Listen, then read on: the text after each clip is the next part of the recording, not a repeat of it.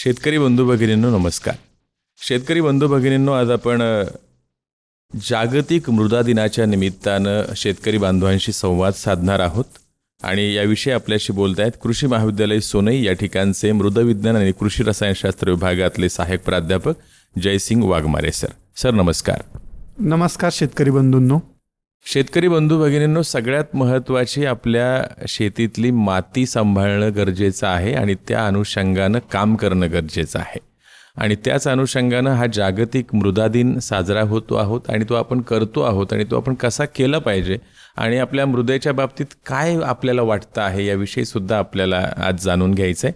तर सगळ्यात सुरुवातीला जागतिक मृदा दिनाचं महत्त्व काय सांगू शकाल सर? शेतकरी बंधूंना प्रथमतः जागतिक मृदा दिनानिमित्त खूप खूप शुभेच्छा. आपल्याला माहिती आहे की माती ही खूप महत्त्वाची आहे. आपल्या अन्न सुरक्षेच्या दृष्टीने माती महत्त्वाची आहे.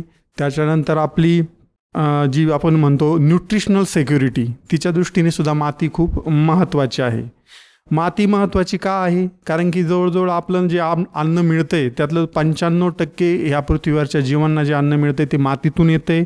त्याचबरोबर आपलं जे फोडर आहे का ज्याला आपण चारा म्हणतो, त्याचबरोबर इंधन हे वगैरे ह्यासारख्या गोष्टी ह्या आपल्याला माणसाला मातीमधनं मिळत असतात आणि म्हणून मातीची जी दिवसेंदिवस वाढत जाणारी धूप आहे ती आपल्याला कमी करणं गरजेचं आहे आणि त्यासाठी हा जागतिक मृदा दिन आहे तो आपण साजरा करतोय आणि त्या माध्यमातून आपण समाजातील विविध घटकांमध्ये जागृती निर्माण करण्याचं काम आपण या जागतिक मृदा दिनाच्या निमित्ताने करत आहोत. पहिली गोष्ट म्हणजे आपण हे लक्षात घ्यायला हवं आहे की पाणी शुद्धीकरण आणि नियंत्रण हे सुद्धा मृदेवर डिपेंड आहे, मृदेवर अवलंबून आहे. माती आपल्याला माहिती की ते नैसर्गिकरित्या एक गाळणीचं काम करत असते, फिल्टरचं काम करत असते, पाण्याला शुद्ध करण्याचं काम करत असते. जे पाण्यामधले जे दूषित रसायनं असतील किंवा दूषित पदार्थ असतील, त्याबरोबर जे उद्योगांमधून जे विविध दूषित पदार्थ निघत असतात किंवा रसायनं निघत असतात त्यांना शुद्ध करण्याचं काम, त्यांना वेगळं करण्याचं काम हे मातीतनं केलं जातं, मातीमुळं केलं जातं. पूर नियंत्रण करण्याचं हे कामसुद्धा मातीच करत असते. की ह्याच वर्षी आपण पाहिलं की मोठ्या प्रमाणात अतिवृष्टी झाली आणि त्यामुळं खूप नुकसान शेतकरी बांधवांची झाली. ही नुकसान टाळायची असती तर आपल्याला माती व्यवस्थापन करणं गरजेचं आहे आणि ह्या जागतिक मृदा दिनाच्या निमित्तानं आपल्याला करायचं आहे. त्याचबरोबर आपण हवामान बदल जो आता सध्याचा एक महत्त्वाचा जागतिक प्रश्न आहे, आपण मातीच्या साहाय्यानेच या प्रश्नावर मात करू शकतो. मातीचे संवर्धन करून आपल्याला जो सेंद्रिय कर्बच्या स्वरूपात आपल्याला कार्बन हा मातीमध्ये साठवावा लागेल आणि कार्बनचे उत्सर्जन कमी करावं लागेल.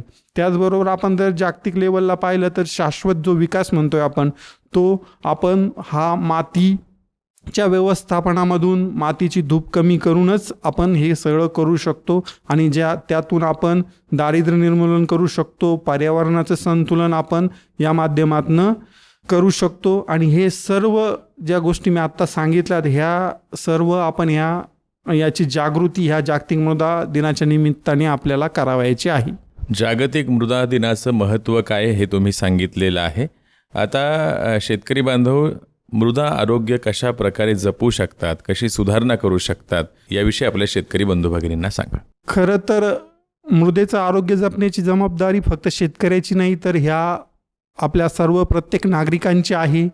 पण शेतकरी हा शेतीमध्ये मातीवर जगणारा आहे, मातीवर काम करणारा व्यक्ती आहे, त्यामुळं त्याच्यावर ही जबाबदारी जास्त आहे.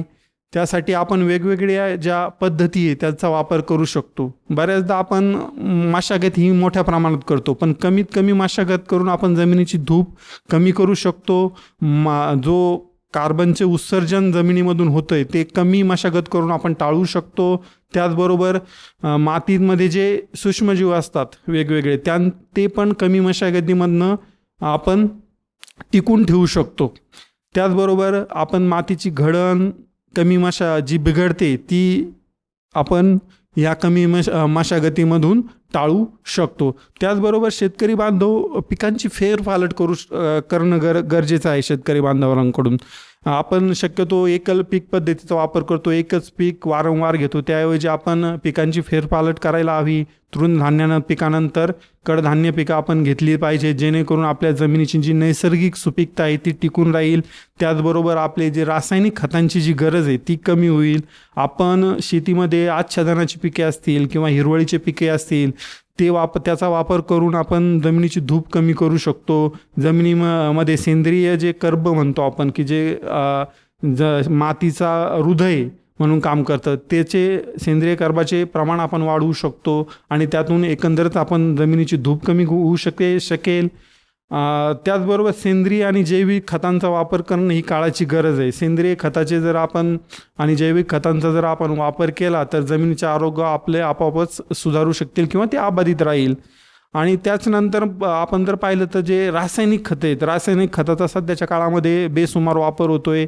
त्याचा वापर आपण सुयोग्य केला पाहिजेत. पिकांना आवश्यक लागताय तेवढ्याच प्रमाणात तो केला पाहिजेत.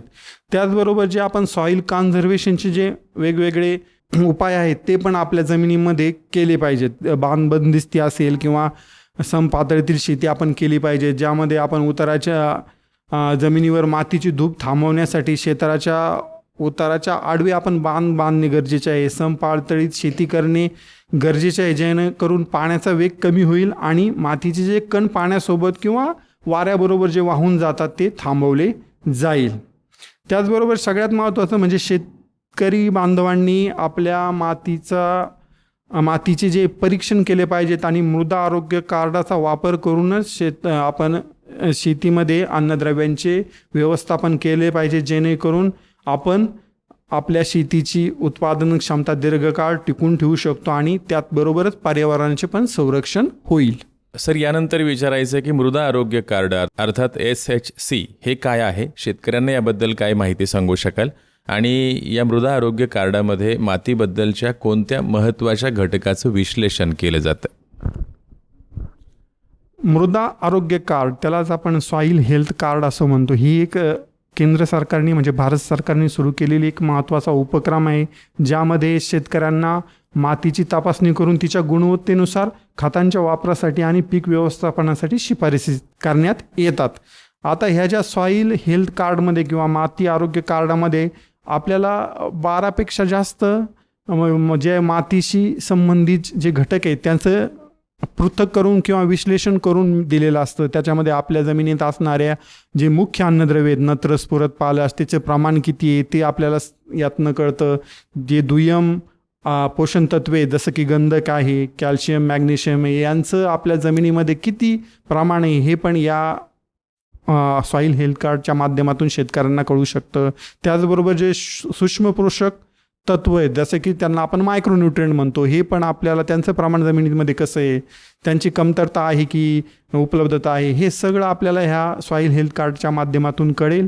त्याचबरोबर जे भौतिक रासायनिक घटक आहेत जसं की सामू असेल, जमिनीची क्षारता आहे, सेंद्रिय कर्ब असेल किंवा मुक्त चुनखडी आहे, हे आपल्या जमिनीत यांची परिस्थिती काय आहे हे आपल्याला ह्या सॉईल हेल्थ कार्डच्या माध्यमातून शेतकरी बांधवांना कळेल. म्हणून मी सर्व शेतकरी बांधवांना विनंती करेल की आपण आपल्या मातीचं परीक्षण करून आपलं सॉईल हेल्थ कार्ड मिळवलं पाहिजे. सर, यानंतर विचारायचं आहे की जागतिक मृदा दिनाबद्दल तुम्ही कोणता महत्त्वाचा संदेश आपल्या शेतकरी बंधू भगिनींना सांगू शकाल? शेतकरी बंधू भगिनीबरोबरच मी सर्वच समाजाला विनंती करेल की माती ही केवळ शेतीची नाही, तर ती आपल्या समाजाच्या, आपल्या शहराच्या, आपल्या स्वतःच्या आरोग्याच्या आणि भविष्याची पायाभरणी आहे. मातीचे महत्त्व आपण सर्वांनी ओळखलं पाहिजेत. मातीची धूप आपण थांबवली पाहिजेत, त्यासाठी प्रयत्न करायला हवेत. सेंद्रिय खतांचा वापर आपण वाढवला पाहिजेत. मातीतील जैवविविधता आपण जपली पाहिजेत.